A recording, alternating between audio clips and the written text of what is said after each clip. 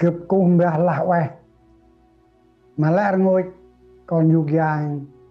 hay tình lệ thì lo là cướp lắp tầng nào ngồi ngồi mà nên đủ bị đạt mà amo Việt Nam Cộng Hòa tal ngoài tắt tầng nên đủ bị đạt còn dục dạng này dan phùng hệ yat đam bột buộc tắt lôi cướp ngói nên đủ bị đạt còn dục dạng hè ta năm turban cenderung quan chit na pram cái hiệp định cái ru nào tầm lơ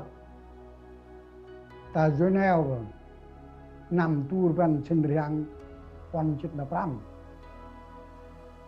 nãy ru tầm lơ per dah ding Hà Nội dah perang segong ru chi ru tầm lơ nãy tắt tầm lơ per chit na pa khai pram năm turban cenderung quan chit na prao prang pang út lỡ ăn nào tươi mà con nhục giang phụ nữ tam pri yốt mất eng nên đâu pri tiak ăn tu cũng còn ai chị bằng đăng mất terpe eng tu mbol con nhục giang nào vì là tại nào mà mẹ sao tầm này tầm ác ono hay bà đi khăn bằng họ phù chiao họ phù mà chiao lo khăn bằng kia nào tầm pít tôi là ăn cướp giữa kia nào đời tôi cướp giữa kia nào đời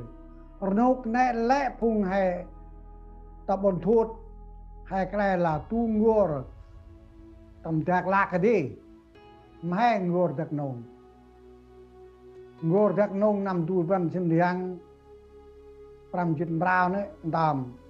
phủ bạc nghi sự chit ra sao nó lẽ bồ đại ra hành đi ta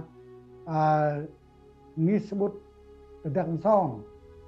ta này là xếp đi tích mà kuni blue bác sĩ là mà buat bằng bùn đông lâm tao này ác chưa này thì còn xài tao này kia đây đi một cái yuan đây nào đây tao này khi nào prang cướp mù pean lor mà prang xịt lor khi nào prang cướp mù pean your này sao nào bù tầm pí tầm năm turban cenderung quan chit na prao này ác phùng prang pang win con giang hay út mà nào tầm pít lor là họ phụ ăn nó nè mà nam an amri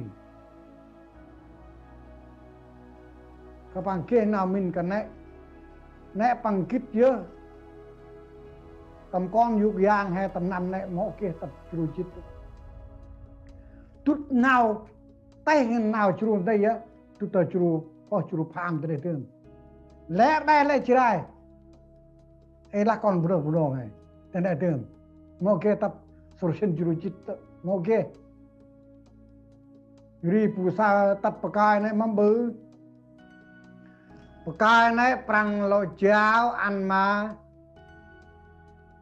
cái đách bảo đại hay lư là cái đách bảo đại yon là vua bảo đại chào ăn mà vua bảo đại chào huynh nên tu pri thiệt còn dục dạng của nó hay ta này nào mà bự đam bằng chào huynh nên tu pri thiệt hay nó vậy mà con và con mòn sao ruan thu nó rành thu nó bằng ăn nào rong nào tầm báo ăn mà vua bảo đại tụi nó ruồi ngang đấy chỉ ruồi ngang vun lăng bọn đòn ruồi ngang này ri bảo đại bằng chạ huynh hề tam vừa nằm quan dịch mà prao tắt nằm turban sendiriang pram dịch mà pram nãy Ngô Đình Diệm mọc bằng là Ngô Đình Diệm bằng gì việc là đốc tài nhất mít ra còn sáng việc mình là bị rồi nào mít Ngô Đình Diệm này ta bằng chạ huynh ta nên tu bị đạt ta là Việt Nam Cộng Hòa hay sao nó dân 54 Nam hao ta Sài Gòn mọi kia lạc mê quá mọi kia tao Việt Nam Cộng Hòa cho nó dụ này ăn phùng hay dắt cái nị nào à còn cụ tương ta bằng kia nên tu bị đạt rồi tạm bị nào tạm ban này đi hay tam bờ lơ á tam bờ vị tuyến 22 tam bờ hai bè chết bè lơ đi tắt từng Sài Gòn tắt núi Cà Mau ta móc bà phùng ở nô trùn nãy chỉ nền tù bị đạt hay tắt bà ca Ngô Đình Diệm và nhằm chức khai bè năm 1000 Turban sinh riêng pram chín pram nãy Ngô Đình Diệm chạ huynh nền tù bị đạt ê lo mà khả bằng chạ huynh hạt đách bảo đại à bằng bước lo ra quá mà Ngô Đình Diệm chỉ mà lẽ ngôi phùng bồ vào tay quang tầm này bằng là vua bảo đại là ta họ nên tu bị đạt chỉ nên tu bị đạt còn nhục giang không hay phùng yon một cái pri này phùng nông hay ku mất chạ phụ ăn quay ta nên tu bị đạt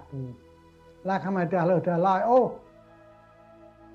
nè vua bảo đại cái đách hát đách cái đách bảo đại đấy chào mà Ngô Đình Diệm cái đách bảo đại này mọc bằng là vua Gia Long Nguyễn Gia Long vua bảo đại hát đách cái đách bảo đại này mọc bằng là Nguyễn Gia Long bữa bằng mọc là Nguyễn Bé sao nào không bằng bữa ngồi lo ra quá tinh thần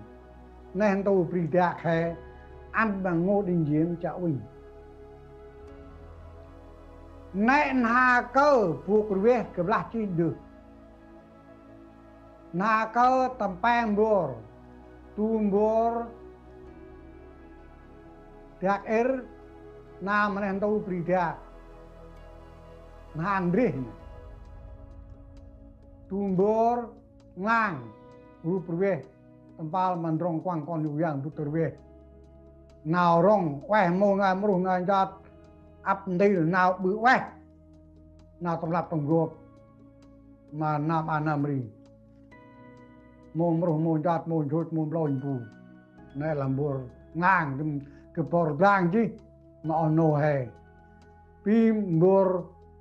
cur tầm trưng này ham hay là tu chẳng ham chẳng tình lên ham chứ nào tầm lực tầm sai phụ trông hay còn phụ nông hay bring nè hay để al kê ta hay để al kê tung hay để al dùng tu hay một cái tu bạn rong đi prang bạc đôi mi bạc đôi yon bạc đôi cu pu hay cu hay nà cơ hay nãy dùng đam vườn năm 1946 đam vua bảo đại hay dùng hà cơ này nà cơ hay là buộc pri này hay phụ nông kia lo rồi đã buộc pri Việt Nam Cộng Hòa Việt Nam Cộng Hòa bằng hai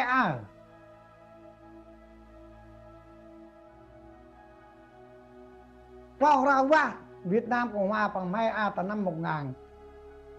Turban trên riêng 595 khi Ngô Đình Diệm bằng cú mất phuộc cha Uỳnh còn đủ dạng này nè sao nào là cuộc pri hay là cuộc pri Việt Nam Cộng Hòa hay kia lor hay pun non tam pri kia lor cuộc pri nè sao nó phải ăn cắt rel cắt rel na cuộc pri Nam tam pri ăn cắt color na yon Việt Nam Cộng Hòa cắt tầm trưng tắt bậc cai mà bự tầm cừu này đam kia nào rung này chừng nào con du giang hay chúa trong mà nào được riêng Phu Nhúc Pưa Ni năm 1956 lúc nãy chừng hà cơ hay Phu hôm ăn cắt chừng là cắt hà cơ Việt Nam Cộng Hòa bữa ăn không ai kích cho đâu bác cái này Yori tắt bậc cai Ngô Đình Diệm bằng cha Uỳnh ở Nô Cồn Hòa phiên mà nào Micken nào đai mà không lão nào còn tuần chuột mà này tôi còn đủ dạng này ta ngoài cái bậc lang mà không mày nào mic bằng chúa bằng tắt chi tre bằng hàng thu lệ su tra đơ phung su xếp quanh bon cái này là qua ba ông tung ông viên để sốt nét bằng kia hai nằm bù buộc ta này bằng kia ta bóng chỉ đến cái sắc bù công nhân hay chim bù nuôi pri tu theo tam bằng nuôi gro lẽ sốt này bù anh cái này là bằng kia tình cậu tình cậu nam tình cậu là này ngum rồi thôi đi phải tao tri đôi suy tra tao tri kèm lụt lanh đi trường bữa cái mất cái này suy tra này bằng thu lệ đường này chi bằng thu này mà bự bằng cái mà chút lệ mà còn nhiều dạng mô em và chút lệ mà còn nhiều dạng nữa bằng chút đam bự là các pri này tu còn nhiều dạng hệ prang thì chúc là các pri nằm pham rban tu rban pham riang bay chít bờ bờ là các này bằng rùi lệ mồm ăn trong là các này lor lên bằng thu là các này mới bự bằng hành lâm na pri hay lơ cái đòn được tầm hà PR chít mà PR vì tuyến 22 bằng đôi ngàn bữa thương mò là vì tuyến 17 còn tao mà vì tuyến 17 là cái lời để bằng giao ăn mà này Hà Nội cặp này tắt nà đã nè nào bài hồ Ngô Đình Diệm này một cái nào quay riêng bằng bự cái bằng mà lọ rui đông đơ phun con nhục giang hay tương đam bật hay cáp anh mà còn bù đong hay ác tăng tập mò bù đong hay bài lơ kia lúc đel mò cũng ở nốt đây sọc họ cái bằng thông nhất mong ngồi trường một ăn ôn một bèr bè hay phụ nông là mò phụ ra còn thu bằng lệ tiếp chi cái này phụ ra trình khai lại với nhau phụ trình tiệm thiam phụ khai ri phụ ăn bằng các đó là abruy một là abrai mula ahyang mula aning dan lakri phải lor penat lor này pu này câu á bằng ăn ô đất ra là ta cướp là mời bọn vô rủng bèm mà mày cướp đấy bèm bữa cướp là mời tôi cũng phải lệ bèm bữa cướp ra bữa ăn phùng hay có rồi vặt cái này đưa này bằng ăn ô mò còn ấy này còn kết là sai chừng rướm đất nhà là mroi bùm lanh một là dil bài mà mò bòn này đó kịch làm bài mà chừng chát làm bài mà bò là phụ nung mò sắc ngọc phụ nung mò sắc ngọc chừng chát mò sắc ngọc mè ra mò sắc ngọc đun bò là kinh bài mà bùm lanh là cái này kinh bài mà chừng râm ngang ngôn mò cái này đi hay bằng ăn ốp bự bọc cái này bằng mọc nó y ngồi thường ngồi mọi đào ta kèm hay tầm dư kèm ác ngọ lại bọc thì kèm bà hay ác bao này mỗi bằng một gì bao quá bằng ăn gồm bao rồi nó ra bằng ăn phụ bằng ăn mọc thị sóc thị nè bằng kèm mà tầm dư ra thị duẩn thị nga thị hiền thị mọc thị prè vân vân và vân vân cái mình chưa được mạo khăn bằng hay phục lâu bằng mọi đều đưa nè bằng bự cái lao y bằng bự cái mà chút lâm rồi nào mọc hay còn bù đồ tạm bài mà bọn hay nằm ra bọn hay được là phụ prang phụ jar phụ so phụ đun bài mà bọn hay bạ tắt bọn là cấp chụp ring up đi rồi tắt ba bọn vào gle tắt ba bọn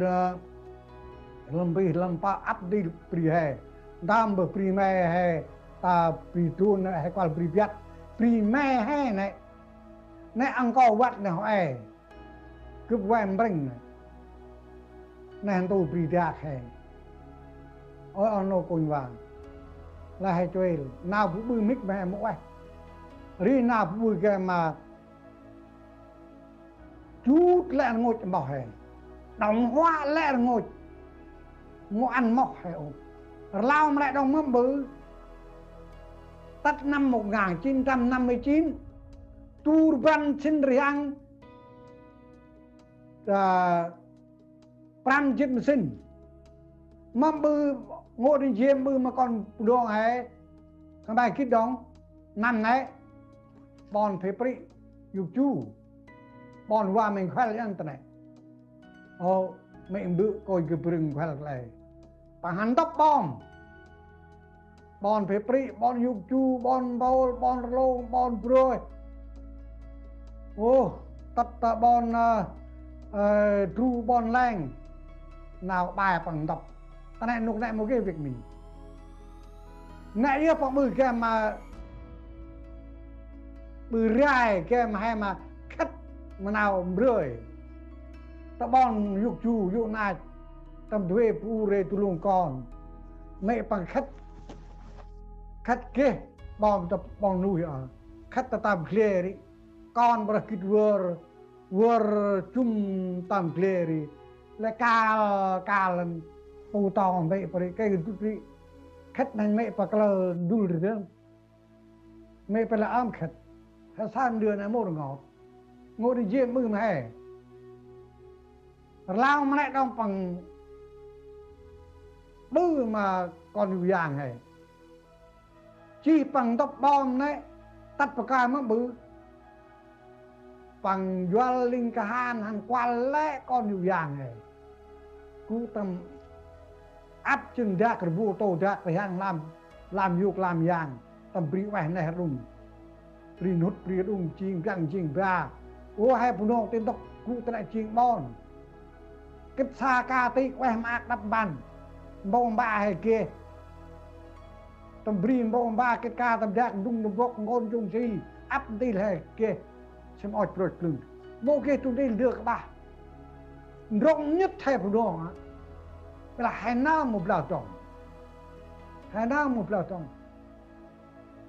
nãy yêu phụ bự vị này hắn tù bị đạc hèn là ông mòn còn sao ăn không ai cách đam vừa kịp ngay bu nằm tăng nào kịp ngay ăn phung hay plastic ở cười mọc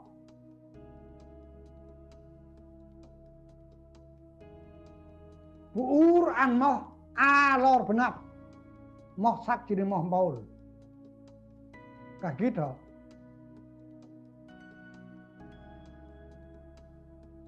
đất nhà là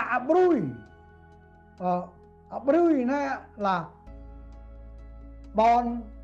pur tay đang blang đất là cái gì bon pur tay đất là cái gì là đang blang thì abruy mà chua Quran thu hay là bằng cái phần tích còn long mò bao bằng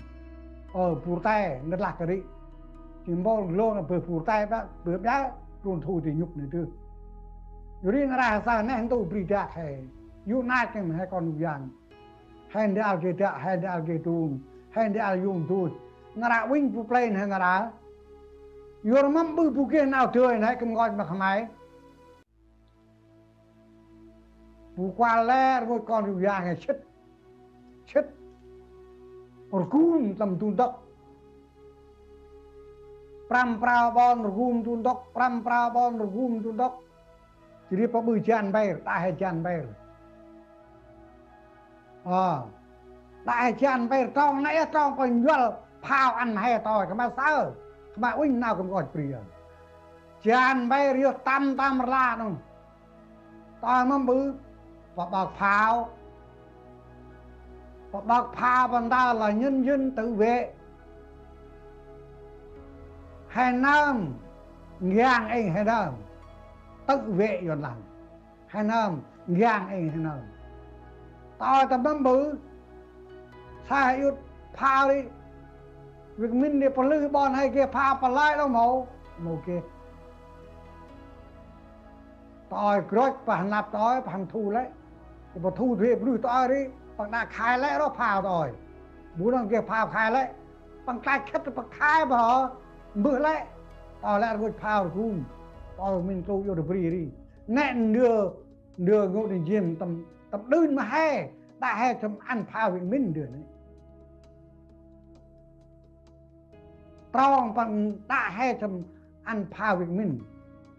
nào bằng bư bay này bằng bư krung hay đã sur đã pu đã đàn ruột bằng ăn hay tròn nào đầm bằng hay sao cô đi làm chừng đẹp tu đẹp riêng anh đẹp đúng nó này bà làm một cái nào cũng ngài rồi vơ bà má phải kia đi nhau kia trong coi kia trong trà cái bà bự đi làm cặp mô kế nào đi nhau như bự mà không ai nào đã trong thực trai quen như bự mà không ai nào đã trong sân anh duyên leo mà nào ra vô bạc vì mình bự ấy sắp bạc bởi bự mi ở đâu nào tầm đâu tụi thầy nào Mỹ hành cao tầm lực tầm xe hành cao phùng Việt Nam Cộng Hòa dân Hà Nội bằng câu hòa bình uyên động nào Mỹ bằng lớp là tây tui câu là hàng mấy tí chất độc da cam này nào thun nào rạc siêu này hộp này khách này mà bà quét viên này con tầm đun quét viên này bà Mỹ thì bom taxi Sri taxi cái mà khách lệ xì lệ ôm taxi đấy ăn bằng cúc đông mì bì hàng mấy tỷ đô la mì hàng trăm tụi ôm taxi này riêng xì đấy chú tắt ở thế có chắc rùm có chắc tí có chắc phụ so hay có chắc bà ta vượt là dục bằng chú có chắc rùm được chưa này có chắc free chắc sổ hay này có chắc rong này chú tắt chắc đấy cho ta nghe tao đi nào mít đi tập mày que tập mày rồi ven tập mày ấp đi nào que nè nào mít nào phù gì nào tầm lực tầm con được giang này tầm pri con được giang này Yori nó ra cầm gói mà Khmer anh Khmer cứ nhất là Khmer cứ luôn ai phụ là mọc thị này ai phụ câu là mọc đéo này hay một cái này ta phải ngồi đi diêm bự cái bự đông hóa là ngồi nào đi xin con được giang này nó này cái mồm ác không anh plơ xếp bòi nào với anh thu bằng mọc sờm bòi nào mọc hay đâu phụ là mọc a phần nạp phụ câu là mọc mà nó chỉ để mọc bầu là phụ crack phụ crack bầu phụ nung bầu phụ tay bột đằng brang ô mọc bầu mọc yếu cái gì mọc sắc mọc bầu mọc đéo này đang bữa mộng à mồm mâm năm cầm ngay cái này không ai kích động vô là cướp sao nó nít nào ai chỉ nào cái mà hay lọp lỡ tầm nào ra hóa tài cướp hắn tầm khai quan nằm tu văn sinh riêng chết là pram cướp hắn tắt tại New York chỉ bộ UN cướp hắn tại New York hắn ôi tầm bao sắc mà phụ nữ pri tô đẹp tam mà phụ nữ tam pri đưa cướp kia mà chứng nào cướp ngồi cướp sao tri pa ác đun bao mà làm chừng pri làm ngồi pri kia phụ nữ tam pri cái hai thì cú tâm chứng nào phụ tâm dốt bẹt nghẹp nào phụ bự bài này tu pri đẹp ngất râm ấp đi làm hông kia thầy đó phun hai phụ đồ tam pri ta đã bài hình hay sao sắp ốc bạc đô la hàng tỷ Mỹ và hàng cao ở Việt Nam bạc là món đưa bằng chóng ăn món lan đó bạc bằng kia mà ăn là xóa đói dâm nghèo ta tí món lan đó mô kê sọc bạc này bằng vật đề bar thiệp giáp xe tăng riêng cũng đi đáng cộng sản cái mà ấp bè đáng này hành tung chốt với in nền tu bon lan sọc bạc đam hay phụ thu tờ Hà Nội tầm nằm về chít và cái nào bờ thu tầm từng này đi mai phụ kinh bạc phụ kinh cái mà in bạc tu na rằng mấy tí sọc bạc áp quan tầng ngân hàng sọc bạc ngân hàng mà mua năm ôi mang bạc hàng mai nhớ ok ôi chân mày cầm đoan nhớ là ra mua vụ ăn phao bánh hay par cái mà khét ra một cái quá mua sọc mừng bang mà cái phụ ra tí tên là phụ tây là ba cộng sản Việt Nam bằng bự rất khôn ngoan bằng bự giết dân tộc bằng cách bí mật bằng ăn bạc cái bình bằng đồng tiền đó là gái bái bằng đồng tiền ăn bạc nó ăn một làn mai tao là mai con đường bự mày ton tao đấy mày ton thấy chấp tài sản con đường này kìa là mày tự tâm bạc lại thì tầm tụ khai lần đi bọn nan hay con đường mày kia tầm tụ khai đất nhà là không ai mang tầm tụ hàng tiêu tầm tụ khai bằng lời chữ tụ tiêu tụ khai lần đi tầm tụ năm chắc không ai tiêu chỉ kia bạc ấy tao mà bự na khai lô chi tao bằng lúc non mà mày một kia tao đi bằng là một kia mà lại bự ton mà nào ăn này tu đi ba cái sóc mi rồi mấy sóc mi rồi chưa đủ mỏ trong mi rồi mà này bằng sóc trong này mà tầm che đâu bằng thu hồi tất cả tài sản của nhân dân đó là tội ác của cộng sản cứ làm mà không mày đối với dân tộc bản địa của chúng ta hay ăn hay nghiên cứu những gì đảng cộng sản làm ai mà chưa biết cộng sản vu nam họ kít đâu nào can cộng sản nào mít nà ra phùng hèn đây hắn sai nà ra mâm đưa không ai kê nà ra kê ôi nà ra kê tiác nà ra kê tuổi nà ra và bạn ta là con bạn ta là sai hắn rồi nào chuồn tóc can tách nhì tách chè tách nè tách tù nè đái cộng sản tiác cộng sản sân mà còn vàng hèn nà ra u cha cái cụ mà nào làm cáp mạch xá chỉ lo chỉ ngót hay mà tách nè đồng mẫu cái tách nè đồng một cái chân hiệu này yor nè nà ra nào tí cộng sản Việt Nam bữa mà dân tộc Tây Nguyên hè là càng thêm nữa cái sau bằng bữa nào mít và bữa càng tăng lên mà nên tôi vì đặt đối với người dân tộc bản địa mà hay không có nợ với Việt Nam,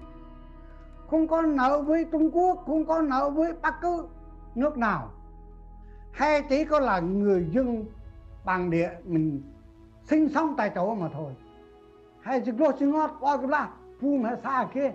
mong ba hay tầm bì kia ăn tiền yoria nara ăn hẹp lao cả kít nara bu nam cái nó một cao việc mình nara mong không ai sao một lại mà bọn anh này nara không ai sao đơ phun gan chủ tịch ủy ban tất cả đảng viên á bự tinh việc mình nara mong đưa lại ăn mà bọn làn một cái lại lao mà lại đông đơ phun bự linh bự cả ăn nằm bù cướp cấp sĩ quan cấp quý không phải nhỏ đã từng tham gia cuộc chiến Việt Nam Cộng Hòa biết bao nhiêu độ má cướp bị thương 2-3 lần cướp số tầm anh phải phải tới vì tại sao cướp độ máu thương chàng nó ra lại tầm đuôi rút cuộc đã giải phóng năm 1975 vừa rồi hai món đưa lại là đã một cái nào lại nơi đây là sao dụ nai nhân lại tầm đuôi mà tình việc mình lại lạ đồ vào cái này mà tình mi tình chiếm ha mẹ thân do địa chim địa cọp do địa par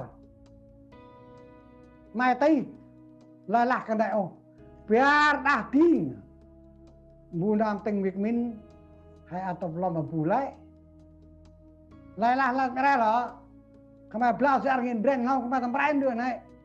bu nam bư khan prang khan mi tập lo mà bù đông tập lo mà xa mình rong đường hay chỉ một cái dạng dân tộc tại chỗ là cái dạng bia đỡ đạn cho đế quốc thôi hai cái đồng tách nam ăn mà Việt Minh Hà Nội tách nam ăn mà Pri nước Đông Dương nên tu Pri còn dạng hay không khác gì là sân vận động quốc tế của quốc tế trình đọc trưng play nên tu Pri hay đọc trưng play phùng tràn rong hay trình cự tưởng phùng một chuột phùng bên tràn phùng một chuột phùng bá bự thường dụ nai gần nó ra khám tao không lắp ăn trình ngoài bru ngoài ăn khám anh gần nào cho nó hiểu ta bữa nào cho mày xả nào cái bằng lại nào cù đi tao làm một cái nào cho nó hay một cái cái bằng một sao trong bự mày nè ngộ đi diễn bự mày rất là đốc tài bằng bự mày cái mà xóa bỏ hay cái mà cáp hay sóc mọc hay đều thì này cái mà cáp riêng hay để thành Việt Nam mới wow phong bư mà trình Việt Nam mới là đi cái mà riêng bằng người Việt Nam cái cáp tầng này còn nhục giang cái mà cáp là Việt Nam Cộng Hòa cái mà liên Việt Nam không bao giờ có một kia đưa tận nắp mắt brandu hay cù rê nà ra mô kia tùn đi đưa brandu bằng mô sao hai mô bư phu hai bư oe mô phu tin tắt bè yon tắt bè ông tắt bè prang tắt bè yang gan rang yang hai word an phu dia nào oe tur chinh nong word phu phong bư nào này phong nan phu chơi lần khăng đứa này mà hè đấy ơi ông nó cùi vàng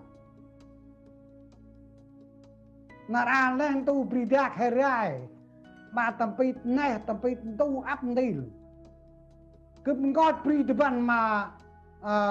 cướp lại đeo bái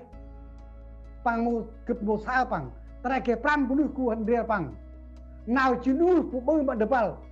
bư lệ tiêu năng được bảo cà su cà phêกันbằng nhì chai một sắp ót mình rui lâu muốn đưa tuổi cái này muốn đưa được bảo đeo bái bư mà phụ đi bằng chinh phụ đi chẳng tốt ham đã cả hai năm bư chinh đưa bằng kia chinh cái ca tầm đẹp này bằng bư đó tầm đẹp bư được bảo hư từ đường tam cà su cà phê stress tam đeo tam lang stress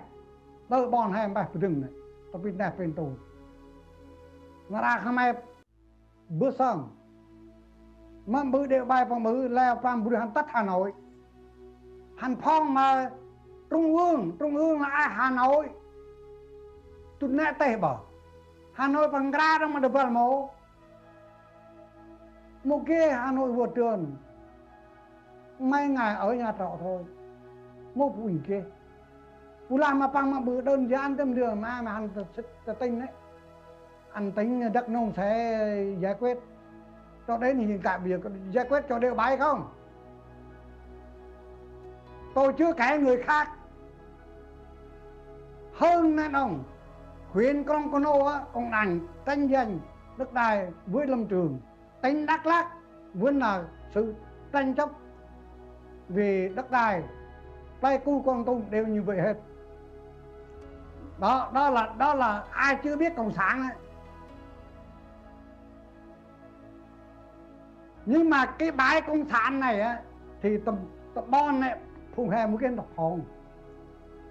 một cái độc phong là không ai phong mà xả Việt Nam đi à là không phong từ huyện Việt Nam tỉnh Việt Nam trung ương Việt Nam quốc tế cướp ở quốc tế tầm tu na cái phần bơ văn phong tụi gọi mà không ai cái mồm mà đâu cơ kia còn ra cướp này ọc cái cha hẳn ọc bự hẳn để cướp để là nó ra chơi đâu tại đây cứ nam người dọn cái mà gọi lệ nào hít nào mất sự công bằng nào đi xin con nạ bự mà còn dạng này cứ mua mau nào này người ta là cướp khắp nào người cướp tầm bao gì cướp cây ôi hình thành tầm prao văn phòng kẻ mà dung nào khai mà phụ nông tầm bì kẻ phụ kịch nào hình cây ngà măng mà hình thành ta bàn tôn giáo kẻ mà phụ kẻ mà ngọt lệ rồi ta nào cho ức nam ti mục sư ức nam ti đạo mi nào ăn nào đi đáng nhà nước cộng sản phòng ăn nào cho xí có phòng ăn rồi nào kít lao hay tạ phần nào cho mù mô kia hắn tầm nào cho bằng một sơ trong an mâm nào phụ bùi mà bằng một kít khi dân bằng mua chuộc lòng người đưa cho nó một lít rượu là con mấy nghìn đồng tiền mừng qua thì làm cán bộ cái mà huynh ru nam huynh mẹ nam cái xiêm bo nam cái xiêm mo nam dắt nào mít nào bài gọi mà dần thay đâu nào này hơi phun can đặc biệt mình không mà can đưa này quay động đã không mà tu hà bọc tu na ăn mà bọc làm đâu họ tu làm bụi đau đi làm đâu cà phê được chết na không ai kêu pram chết tâm tu riêng na tâm tu nằm đó bằng kia không ai kia na đó ác nhân nào rong nào tra tại Hải Nam một lọ bự nó ra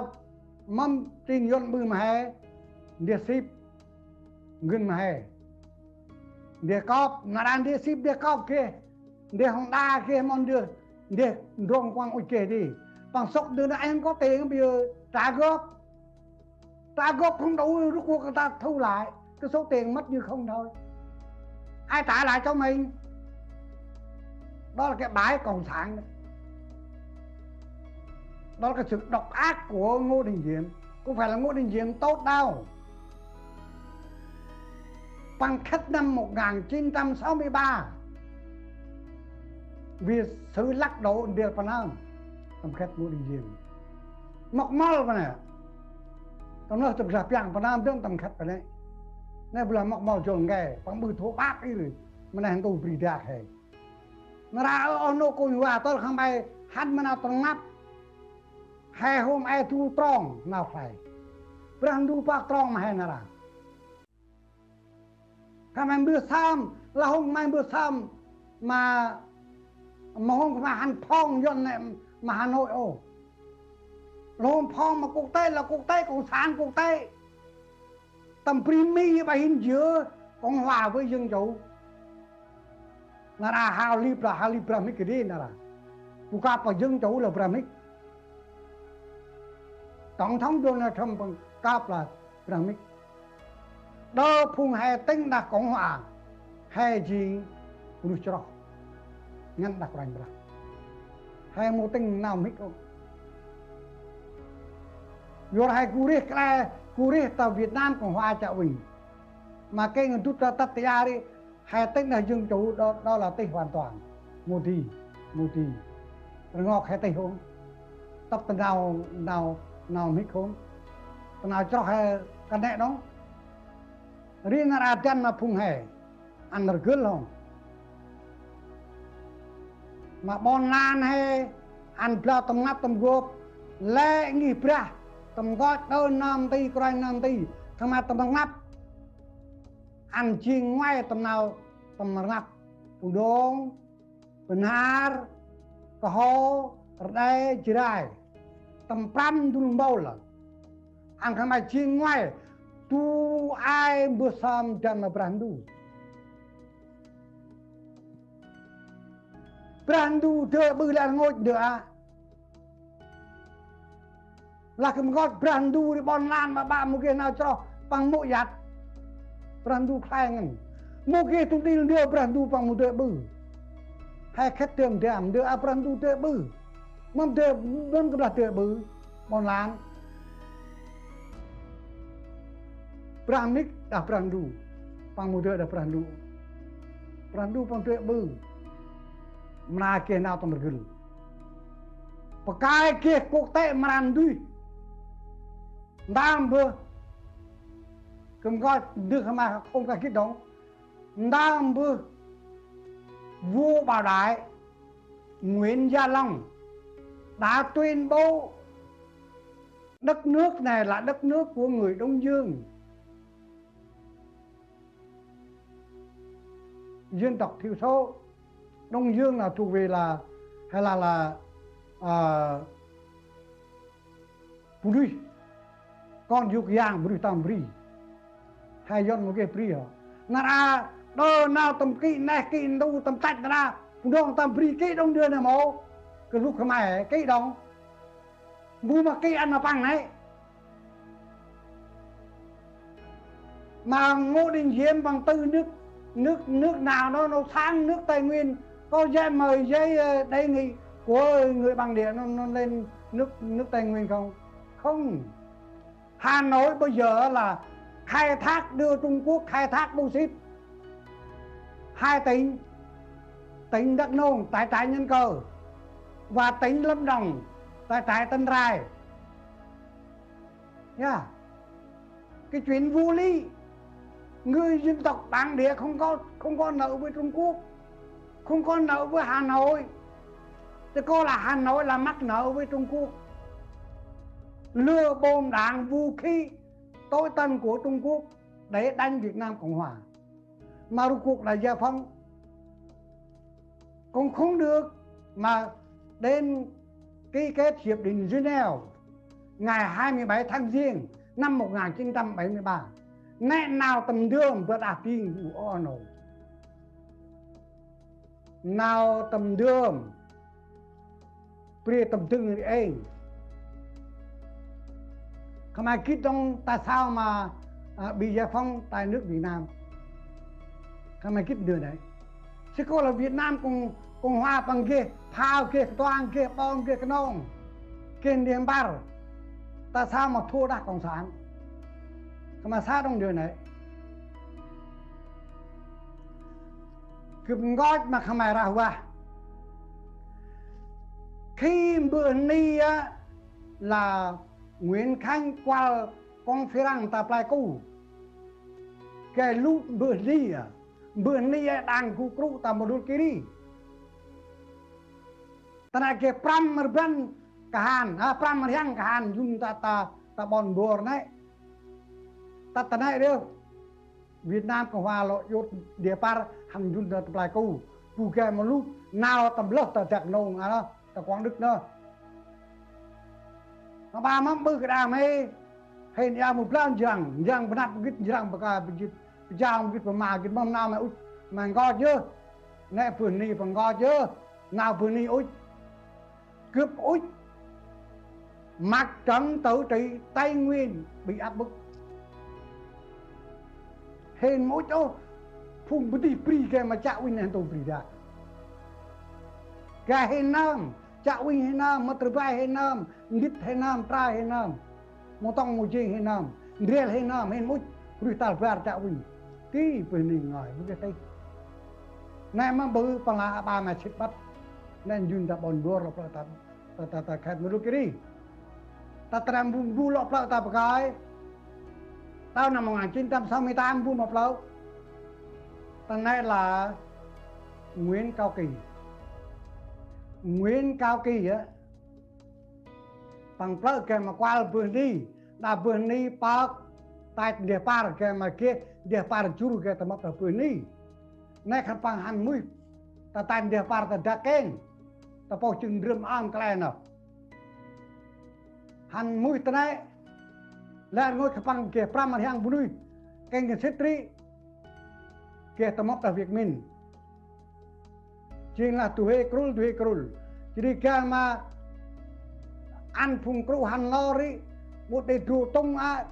bọn chừng plai hành nó Captain Tung khách vì mình địa bành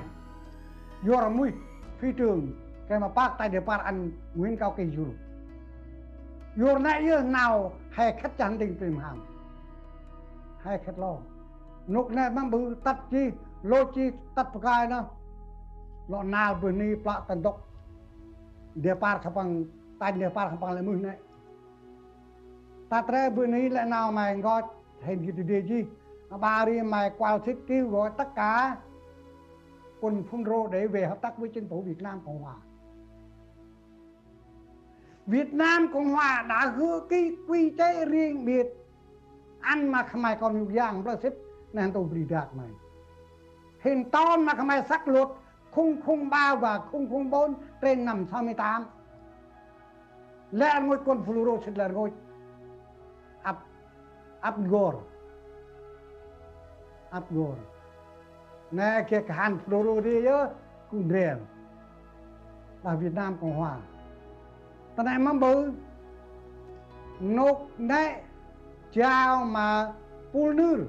tổng trưởng Bộ Phát triển Dân tộc Chào Vinh Lò một cái đó nào tầm kia nào không bằng giữa bằng đà này rệt rồi chào đông bằng này chào anh này rệt dù là cái lúc nào Việt Nam Cộng Hòa bằng xa được sự quan tâm của Hoa Kỳ tôi thay món đưa bư direct mình địa phá rau hàng dùng áp bòn mà hôm qua tay không có qua mà lúc nào dân tay thắng rồi tôi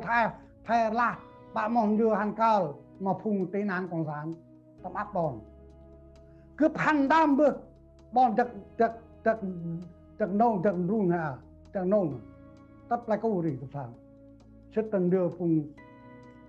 pretty cao your nãy nó Việt Nam Cộng Hòa bằng kia nào mình Nguyễn Cao Kỳ ở bằng kia nào mình lao mà lại đâu một lạc tới là trao này hình đâu à mà còn dù giang phùng này là mỗi phụ huynh kia hay nhọn đã your nãy bằng lại your nãy bằng cái kết hiệp định Geneva tầm Paris á ngày 27 tháng Giêng năm 1973 này khám phá mà bữa bằng chốn nhớ lên gà nó bằng mà ơi ri vừa hắn nói hắn dun bữa từng sgon mà ơi còn được khám bằng bữa ít còn nhiều giang hay một sao tròn này bữa là tầm am bữa hay bữa ca dỡ đồng mà ba lọ bự chân căn độ tay bự chân đội nên là kiểm soát là tình báo chim tay nó đã theo dõi một cái khai được đấy không ai mà ra tít tên là quanh ra không ai bươn riêng nào không ai mọc mò đấy gót không ai xong cái đấy một đứa không ai bươn cái đấy anh mà kia nuôi năm tuần tổ nào bằng mặt bữa sau là bền đủ lẹ một bữa năm tây coi năm tây cho mon có mắc lẹ bòn nàn bữa sau là bền đủ mà ra tăng bền đủ cao này trong này thương trong trời hè là trong quốc tế thì là dụ cướp tắt quốc tế một cái phụ nam anh là hôm tắt quốc tế thì là dụ nát mà không ai rồi nó ra ăn không ai cả kít ngoài nào hèm bơ hay lộn bao nào vượt tươn phùng sàn rong rồi nó rồi ngang họ không ai cả kít được không còn được ngoài rành thu ăn mà cái đạch bảo đại Nguyễn Gia Long PR lo ăn đông mà Ngô Đình Diệm này là việc phải ăn điếc về ngang này ăn mà Ngô Đình Diệm nó là không bằng mà mất hay PR nó một việc ngang lo không bằng bự mày cả đà không ai mua họ tầng mắt ngọt nhân nó có nhiều à nó là cả ngal không lo mà cái đặc mà cứ là mò u ra mò a bọc lô này mò sắc đun bol yura nào can hay là hay sao tuôn tin nào khai ở UN Liên Hiệp Quốc vùng lão xích nào cả mà bulan tampi bahasa nào này mua mát kemasan dia đấy kemak yorlah brandu pak nung pung sandrong UN pung ra nào ke blok nào đâm ban ta lên này tàu à một người kia tròn rong adam rong ri long phao tay long tên lửa long hắc nhân tầm long hôm là hắn tầm luôn mà phụ nữ tay pan ăn được pri a tắt pri ri không là sao đông ngàn rong quang bự lên này đâu nữa bằng khai quốc tế đóng mau cho nó dụ còn là cái bé mày cho nó dụ lấy không mà tinh ổn ru đẹp dần này muốn pakan việc mình là đam mà chủ tịch ủy ban lại lấy lo sự càng còn lan thôi quy mô lan này cũng tầm nào chụp lột chừng nó ba áp tiền rồi là sao đường này yuri nara hay sao nào khai hay tầm ba là bu lo hồ per bu cái ngang lo hồ bu tôm dốt lo hay cứ long mọc hay cái mà hay rồi lại nào khai còn những dạng yuri nara hay sao bu lâu nào gal à lỡ đi chui nào gal cái mà que tầm lỡ một thôi ba vùng lỡ nào gal mà pri tu jatan tampri bu nam pri anh han tung chuột bu tampri pang tây đừng nói là Việt Nam từ Hà Nội nó muốn xâm chiếm đất đai của người Tây Nguyên người muốn làm sao làm đã có được luật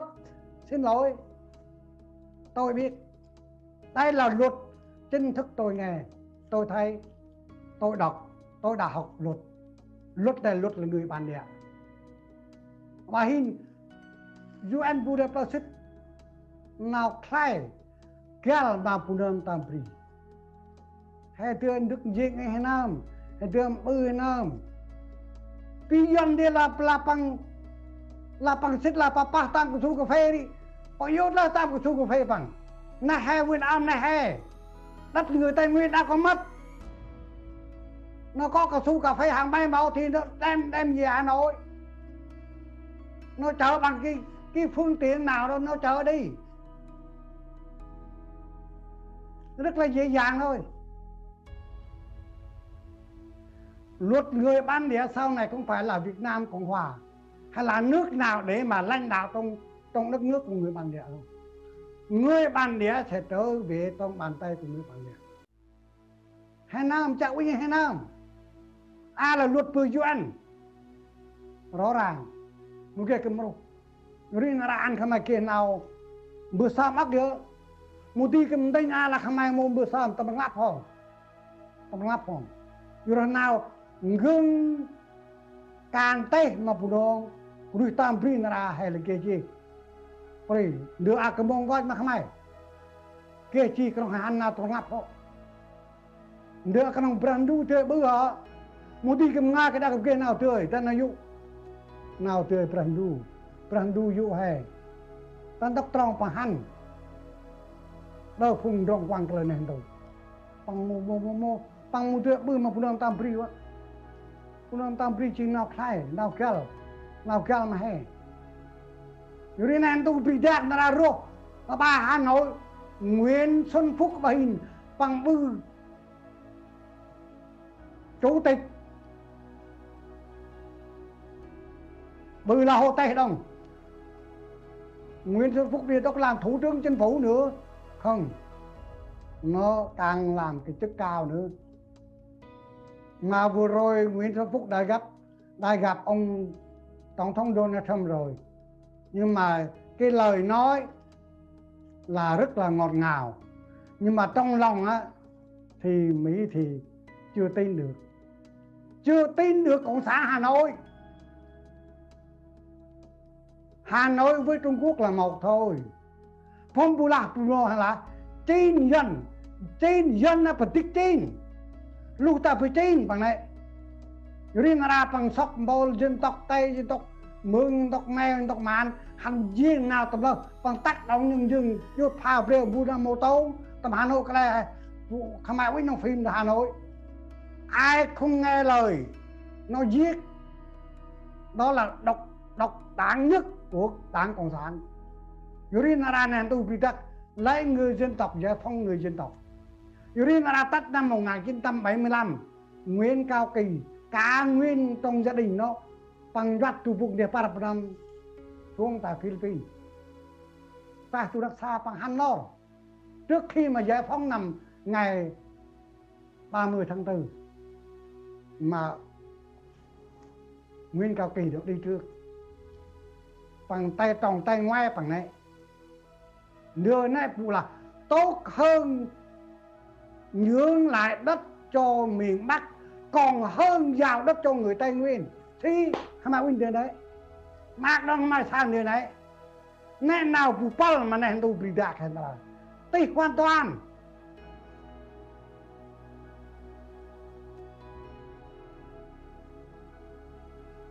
khi mà Nguyễn Xuân Phúc phải nhằm chức pin mà bự và hắn tách nè bọn na để tôi Tây Nguyên và bà hắn chút nào phi ta rừng sâu ta tính lắm đồng bây giờ bà cầm nóc cầm bia ban đất 1 sao 1 tí rừng không đó 1 sao 1 tí nó bán cho rừng Sài Gòn tuyên bố cho người Sài Gòn nếu mà người dân Sài Gòn mà đi mua đất tại nước Tây Nguyên sau này đừng trách nha đừng có nghe lời Cộng sản nha nó bán xong nó về Hà Nội mà